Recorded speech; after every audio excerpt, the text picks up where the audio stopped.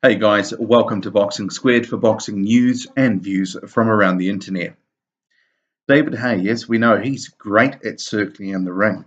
He looks like he will prove a dab hand at the promotional stakes if his recent interaction with Joseph Parker is anything to go by. So a story popped up on Fairfax's Stuff website, which has since been picked up by Boxing Scene. Go to boxingscene.com and peruse at your leisure. So in it, David Haye, he goes into bat for Parker over his level of competition, and he makes a comparison to Anthony Joshua, basically saying, who did Joshua fight? Lay off Parker, etc., etc. But what I found far more interesting is some of the comments and a quote from Joseph Parker himself. So I'll just read from this for a second. Haye is rolling out the red carpet for Parker in the UK. He's offered the use of his London gym to Parker, free of charge, to prepare for the Fury defence. He has also offered to assist Parker with sparring partners, living accommodations, and also to provide his own personal security team. And this was a quote from Parker here. In the space of 5 minutes, he sort of covered everything down to security. So we're just thankful that he was sort of pointing us in the right direction, and he's going to look after us when we come back. That's Joseph Parker's statement.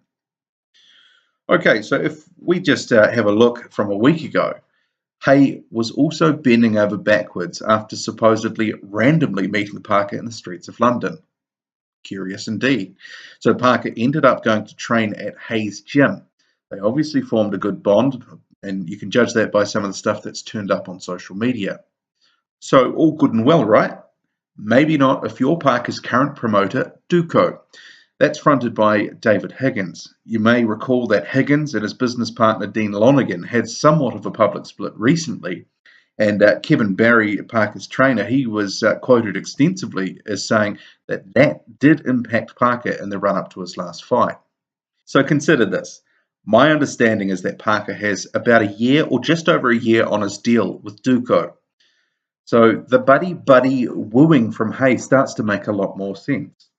It looks from the outside that he's trying to give Parker a taste of what it's like to be in his stable.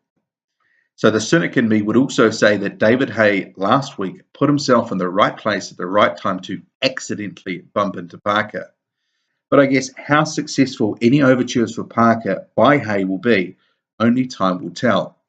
No doubt there will also be other suitors. You could probably look at the likes of Top Rank. That company already has a co-promotional deal with Duco in place depending on where Parker is fighting in the world. I'm sure if Parker keeps winning, other promoters will keep sniffing around as well.